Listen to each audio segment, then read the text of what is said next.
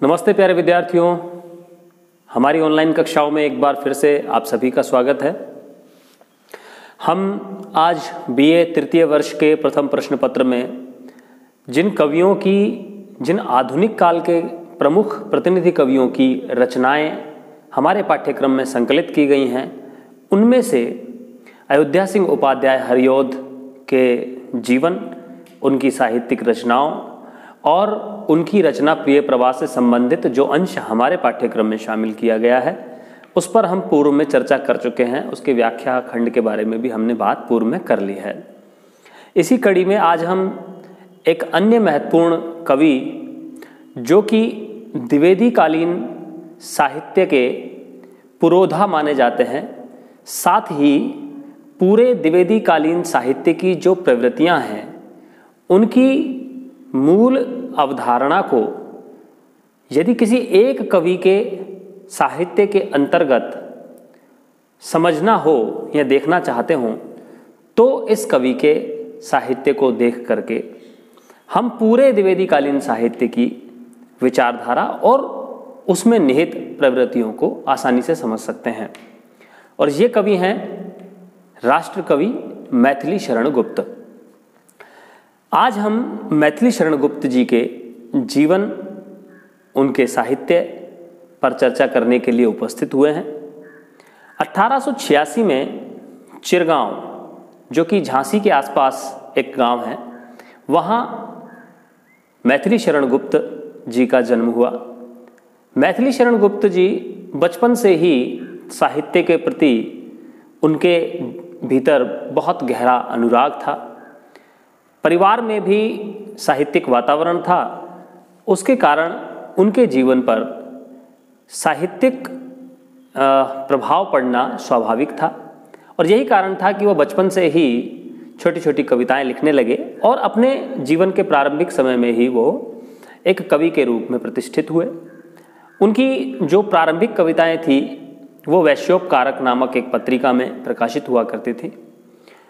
और यहाँ ये देखने की बात है कि जब मैथिली शरण गुप्त जी ने साहित्य लिखना शुरू किया या कविता के क्षेत्र में जब वो उतरे, तो उन पर रीतिकालीन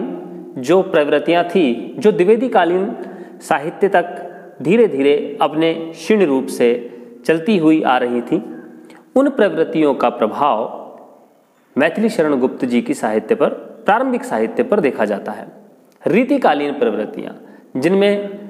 नायिका के मासल सौंदर्य का वर्णन किया जाता है, जो श्रृंगार और सौंदर्य पर केंद्रीभूत रहा करती थी, ऐसी साहित्यिक प्रवृत्तियां उनके प्रारंभिक साहित्य में देखी जा सकती हैं। उन्होंने 1905 में एक कविता हेमंत महावीर प्रसाद द्विवेदी जी द्वारा संपादित की जाने वाली एक पत्रिका सरस्वती में प्रकाशन के लिए भेजी। ये बहुत एक रोचक वृतांत है, एक रोचक घटना है। उन्होंने जब 1905 में एक कविता हेमंत नाम से प्रकाशित होने के लिए भेजी, तो उपनाम के रूप में उन्होंने अपना नाम रसिकेंद्र बताया। कविता के नीचे कवि जब अपना उपनाम लिखता है तो वहाँ उन्होंने रसिकेंद्र लिखा। और जब वह कविता महावीर प्रसाद द्विवेदी जी के पास पहुँची, उस कविता में ब्रज भाषा का प्रभाव भी था, क्योंकि रीतिकालीन जो साहित्य था वह ब्रज भाषा में लिखा गया था। तो कुछ ब्रज भाषा का प्रभाव था और भाषा उतनी सुदृढ़ नहीं थी, उतनी अच्छी नहीं थी, उतनी सुगठित भी नहीं थी, जैसी खड़ी बोली होती वैसी नहीं थी। और महावीर प्रसाद द्विवेदी जी का ये विशेष आग्रह था कि जब कविता लिखी जाए तो वह खड़ी बोली में लिखी जाए। और उनका यह भी आग्रह था कि जो कविता लिखी जाए वह समसामयिक जो समस्याएं हैं हमारे जीवन की, आसपास की, उनसे प्रेरित होकर के कविता लिखी जाए। उसकी सामाजिक उपयोगिता होनी चाहिए। कविता केवल कविता लिखने के लिए न लिख दी जाए, कविता केवल आनंद के लिए न लिख दी जाए, मनोरंजन के लिए न लिखी जाए। उन्होंने महावीर प्रसाद द्विवेदी जी के प्रभाव से फिर आगे चल करके मैथिली शरण गुप्त जी ने कहा भी कि केवल मनोरंजन कवि का कर्म होना चाहिए, उसमें उचित उपदेश का भी मर्म होना चाहिए। तो जब मैथिली शरण गुप्त जी ने 1905 में एक कविता हेमंत नाम से लिखकर महावीर प्रसाद द्विवेदी जी के पास भेजी सरस्वती पत्रिका में प्रकाशित होने के लिए, तो महावीर प्रसाद द्विवेदी जी ने एक बड़ा भारी पत्र मैथिली शरण गुप्त जी को लिखा और उन्होंने लगभग डांटते हुए उन्होंने लिखा कि रसिकेंद्र बनने के ज़माने अब चले गए हैं, अब ये रसिक बनने का ज़माना नहीं रहा है। कुछ देश की दशा का चिंतन करते हुए कवि को समसामयिक जो जटिलताएं हैं, जीवन की समस्याएं हैं, उन पर केंद्रित होकर के कविता लिखनी चाहिए। कवि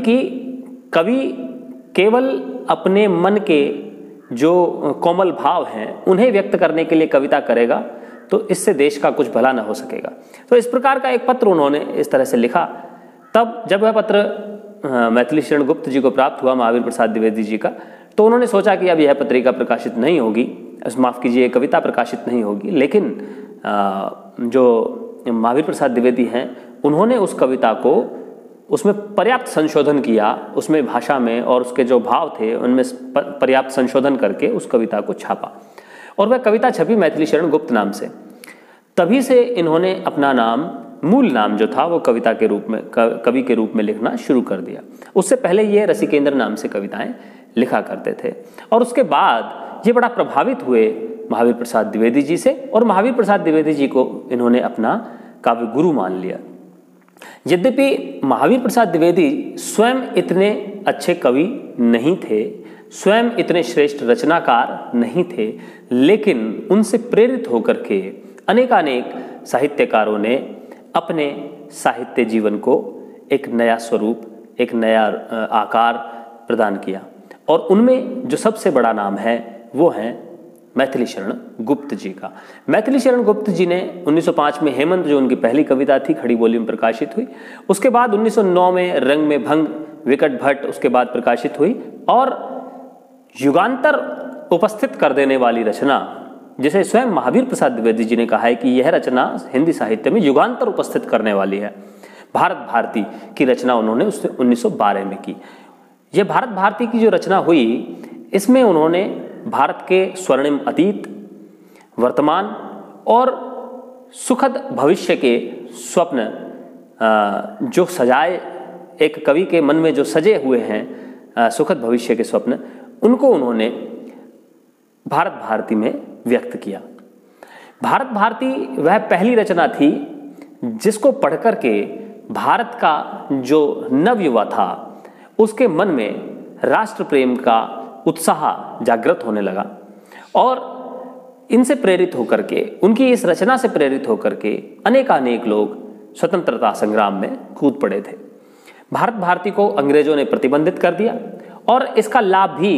मैथिली शरण गुप्त जी को ही मिला, क्योंकि जब अंग्रेजों ने इसे प्रतिबंधित किया तो इस रचना को छुप करके भी लोगों ने पढ़ा और इसे पर्याप्त प्रसिद्धि और लोकप्रियता प्राप्त हुई। 1912 में ये जो रचना लिखी गई, इसी रचना से प्रभावित होकर के इस रचना में राष्ट्रीयता का स्वर इतना उदात्त रूप से, इतना श्रेष्ठ स्वर इसमें सुनाई दे पड़ता है राष्ट्रीयता का, कि महात्मा गांधी ने इन्हें राष्ट्र कवि नाम से संबोधित किया और यही कारण है कि इन्हें राष्ट्र कवि कहा जाता है। यूं तो आगे चल करके दिनकर जी के लिए भी राष्ट्र कवि नाम का प्रयोग किया जाता है, लेकिन हिंदी साहित्य में यदि किसी को पहली बार राष्ट्र कवि का दर्जा मिला तो वो थे मैथिली शरण गुप्त। मैथिली शरण गुप्त जी की जो रचना है, शुरुआत में यदि हम बात करें भारत भारती तक, भारत भारती की भी बात करें तो वह कलात्मक रूप से, साहित्यिक सौंदर्य की दृष्टि से वह उतनी पुष्ट नहीं है, उतनी परिपक्व रचना नहीं है। लेकिन भारत भारती के बाद और 1931 में जब उन्होंने साकेत लिखा, हिंदी साहित्य का एक महत्वपूर्ण महाकाव्य जब उन्होंने लिखा, जो राम भक्ति का दूसरा स्तंभ जिसे डॉक्टर नगेंद्र ने कहा है, जब ये रचना लिखी गई तब इन दोनों के बीच में जो हमें अंतर दिखाई देता है, काव्यात्मक उत्कर्ष जो दिखाई पड़ता है मैथिली शरण गुप्त जी का, वह अद्भुत है, अतुलनीय है। 1912 तक भारत भारती तक की बात करें तो उनमें कलात्मकता, साहित्य में उनके साहित्य में कलात्मकता और भावोत्कर्ष उतना अधिक नहीं है, लेकिन धीरे धीरे जब उन्होंने रचनाएं लिखना शुरू किया और उसके बाद जब वो साकेत तक पहुँचे तो उसमें मानव जीवन की जो सूक्ष्मतम अनुभूतियां हैं उनका सर्वश्रेष्ठ स्वरूप हमें उनकी कविता में देखने को मिलता है। 1931 का जो साकेत है 12 स्कंधों में या 12 अध्यायों में राम कथा का वर्णन किया गया है, लेकिन राम कथा का वर्णन करते हुए उन्होंने बहुत कम प्रेरणा तुलसीदास से ली है। ये बहुत महत्वपूर्ण बात है। तुलसीदास जी के बाद बहुत सारी राम कथाएं लिखी गई हैं। ऐसा नहीं है कि तुलसीदास के बाद किसी ने राम कथा नहीं लिखी, बहुत सारे लोगों ने राम कथा लिखी, लेकिन सब पर तुलसीदास जी का प्रभाव है। इसीलिए अन्य जो रचनाएं हैं वो तुलसीदास जी की प्रतिलिपि मात्र ही अनुभव की जा सकती हैं। लेकिन सबसे पहले राम कथा को नए अर्थ प्रदान करते हुए आधुनिक संदर्भों में समसामयिक जीवन से जोड़ते हुए जिस तरह से मैथिली शरण गुप्त जी ने प्रस्तुत किया है वह अपने आप में एक मौलिक प्रयत्न था, एक मौलिक प्रयास था और एक विलक्षण ग्रंथ की रचना इस रूप में उनके द्वारा की गई। यद्यपि इस ग्रंथ की रचना महावीर प्रसाद द्विवेदी जी की प्रेरणा से की गई और महावीर प्रसाद द्विवेदी जी की एक बड़ी पीड़ा थी कि इस देश में पुरुष जो नायक हैं उनके जीवन, उनकी कठिनाइयों, उनकी विराटता, उनके आदर्श चरित्र का वर्णन करते हुए तो बहुत सारे महाकाव्य ग्रंथ लिखे गए हैं, लेकिन उन नायकों को नायकत्व प्रदान करने के लिए अपना जीवन बलिदान करने वाली उन नायकों की पत्नियों के लिए ग्रंथ नहीं लिखे गए हैं। ऐसी ही एक नायिका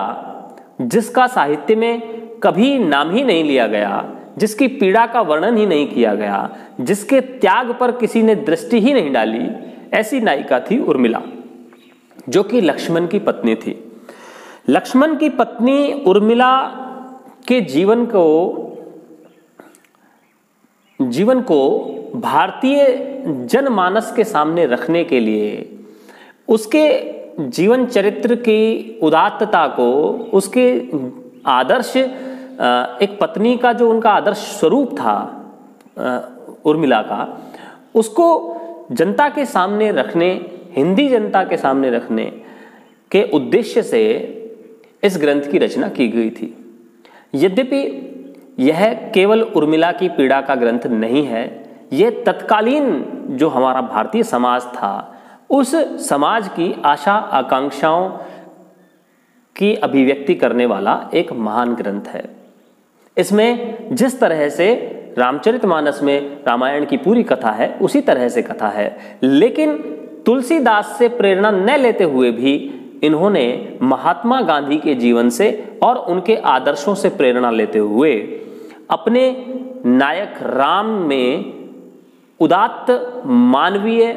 मूल्यों का एक अद्भुत समन्वय किया है और उन उदात्त मानवीय, उन दैवीय गुणों से युक्त एक मानव के रूप में उन्होंने राम का वर्णन किया है।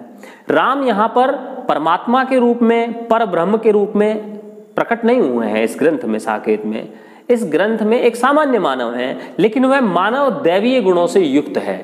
और वो दैवीय गुण चमत्कारिक गुण नहीं है। वो दैवीय गुण इसी धरती के श्रेष्ठतम मानव के जो आदर्श गुण होते हैं उन आदर्श गुणों से युक्त होने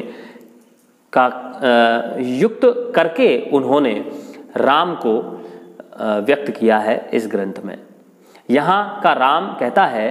कि संदेश यहाँ मैं नहीं स्वर्ग का लाया। साकेत की पंक्तियां हैं, वो कहते हैं कि राम कहता है इस ग्रंथ में कि संदेश यहाँ मैं नहीं स्वर्ग का लाया, मैं स्वर्ग का संदेश नहीं लाया हूँ। संदेश यहाँ मैं नहीं स्वर्ग का लाया, इस भूतल को ही स्वर्ग बनाने आया, इस धरती को ही स्वर्ग बनाने आया। मैं कोई स्वर्ग का संदेश लाया नहीं हूँ, यानी कि मैं कोई आसमान से नहीं उतरा हूँ, कोई देवता नहीं हूँ, मैं इस धरती का व्यक्ति हूँ, लेकिन इस धरती को स्वर्ग बनाने के लिए आया हूँ। और इस तरह से उन्होंने आज़ादी से पहले का जो युवा वर्ग है हमारा या भारतीय जनमानस है उसको ये प्रेरणा दी कि वो अपने श्रेष्ठ प्रयासों से हमारे देश को स्वर्ग बना सकता है। तो इस तरह से समसामयिक जीवन की जो समस्याएं हैं उसमें नारी समस्याएं भी हैं, उसमें राष्ट्रीय जो स्वतंत्रता संग्राम और जो राष्ट्रीय आंदोलन चल रहा था उस समय वो समस्याएं हैं, विधवाओं की समस्याएं हैं, नारियों की समस्याएं हैं, या देश में जो अन्य अन्य प्रकार की जाति प्रथा, छुआछूत, सांप्रदायिकता, इन सभी समस्याओं को केंद्र में रखते हुए उन्होंने ग्रंथ लिखे हैं। उन्होंने, मैंने बताया, मार्क्स के जीवन पर उन्होंने ग्रंथ लिखा। उन्होंने महाभारत पर जय भारत नाम का एक ग्रंथ लिखा जो बड़ा महान ग्रंथ है, वो भी उन्होंने लिखा। साथ ही साथ उन्होंने यशोधरा, विष्णुप्रिया और साकेत, ये 3 ग्रंथ उन्होंने नारी जीवन की जो मार्मिक जो अनुभूतियां हैं उनको अभिव्यक्त करने के उद्देश्य से, और नारी जीवन के जो आदर्श जो मूल्य होते हैं उनको भारतीय समाज में उनका दर्शन कराने के उद्देश्य से उन्होंने ये ग्रंथ लिखे हैं। यशोधरा बुद्ध की पत्नी थी और बुद्धत्व की प्राप्ति से पहले जब वो उनको छोड़ के चले जाते हैं यशोधरा को, तो यशोधरा के जीवन पर कितना उसका प्रभाव पड़ता है और उसके त्याग, उसके बलिदान और साथ ही साथ उसके माननीय स्वरूप, उसके स्वाभिमानी जो व्यक्तित्व है उसको व्यक्त करते हुए यशोधरा की रचना चंपू रूप में की गई है। साथ ही साथ विष्णुप्रिया एक अन्य रचना है जिसमें भी नारी जीवन की जो पीड़ा है उसको व्यक्त करने का प्रयास किया गया है। यदि हम बात करें भाषिक और कलात्मक रूप से, तो महावीर प्रसाद द्विवेदी हिंदी में जिस खड़ी बोली को कविता के रूप में स्थापित करने के उद्देश्य को लेकर के आगे चले और भाषा का संस्कार करते हुए उन्होंने खड़ी बोली को काव्य भाषा के रूप में स्थापित करने का जो प्रयास किया, उसमें सर्वाधिक सहयोग मैथिली शरण गुप्त का माना जा सकता है। वो इस रूप में, क्योंकि काव्य की भाषा को जिस तरह से महावीर प्रसाद द्विवेदी स्थापित करना चाहते थे, वैसी भाषा पूरी सरसता के साथ, पूरी सरलता के साथ और अपने उत्कृष्ट स्वरूप में यदि हमें सबसे पहले किसी की कविता में दिखाई पड़ती है तो वो है मैथिली शरण गुप्त। तो जिस भाषा को संस्कारित करने का कार्य शुरुआत की महावीर प्रसाद द्विवेदी जी ने, उनके शिष्य ने उनके कार्य को पूर्ण करते हुए उसे कविता में श्रेष्ठतम रूप में प्रयोग किया। यद्यपि उसके बाद मैथिली शरण गुप्त के बाद छायावाद में जब हम कविता में आते हैं तो भाषा और अधिक सूक्ष्म हो गई है, भाषा और अधिक परिष्कृत हो गई है, भाषा और अधिक कोमलकांत हो गई है। लेकिन उसके बाद भी यदि हम प्रारंभिक रूप देखना चाहें किसी भाषा के खड़ी बोली के जो सबसे सुंदर स्वरूप है, प्रारंभिक रूप से यदि हम देखना चाहें तो वो हमें देखने को मिलता है मैथिली शरण गुप्त के साहित्य में। तो ये सारी बातें हैं। मैं आशा करता हूँ कि आज की कक्षा से आपने मैथिली शरण गुप्त जी के साहित्य, उनके साहित्यिक योगदान, उनके जीवन के बारे में कुछ आपने सीखने का प्रयास किया होगा और ये सारी चीज़ें आपके बहुत काम आने वाली हैं, क्योंकि जब तक हम मैथिली शरण गुप्त जी के जीवन, उनके व्यक्तित्व, उनके कृतित्व को नहीं समझेंगे तब तक हमें द्विवेदी कालीन जो परिस्थितियां हैं, द्विवेदी कालीन साहित्य की जो प्रवृत्तियां हैं, उनको हम नहीं समझ सकते। क्योंकि मैंने प्रारंभ में भी बोला था कि द्विवेदी कालीन साहित्य की जितनी प्रवृत्तियां हैं, चाहे वो आदर्शवादिता है, आप ध्यान से सुनिए, आदर्शवादिता है, चाहे उपदेशात्मकता है, चाहे तीव्रतात्मकता है, चाहे मानवता का जो श्रेष्ठ एक मानवता की जो अवधारणा है, श्रेष्ठ अवधारणा है, उसकी बात हो, चाहे जो सामाजिक और उस समय की तत्कालीन समस्याओं को केंद्र में रख कर के साहित्य लिखने की बात हो, वो सभी हमें मैथिली शरण गुप्त जी के साहित्य में अपने उत्कृष्ट स्वरूप में मिलती हैं। तो यदि आप मैथिली शरण गुप्त जी के साहित्य को समझें, उनको पढ़ें, तो आप महावीर प्रसाद द्विवेदी जी के साहित्य, जो पूरा द्विवेदी काल है, उसकी पूरी साहित्यिक प्रवृत्तियाँ आप समझ सकते हैं। चलिए, तो आज की कक्षा को हम यहीं विराम देते हैं। हो सकता है कुछ बातें रह भी गई हों, बीच में कभी याद आएंगी तो हम बात करेंगे। अगली कक्षा में हम साकेत में जो उर्मिला की विरह व्यथा को व्यक्त करती हुई कुछ काव्यांश हमारे पाठ्यक्रम में जोड़े गए हैं, उनकी बात करेंगे। और फिर यशोधरा ग्रंथ में जो यशोधरा की जो पीड़ा है उसको व्यक्त करते हुए कुछ गीत आपके पाठ्यक्रम में शामिल किए गए हैं, उन गीतों पर भी बात करेंगे। बहुत बहुत धन्यवाद, शुक्रिया।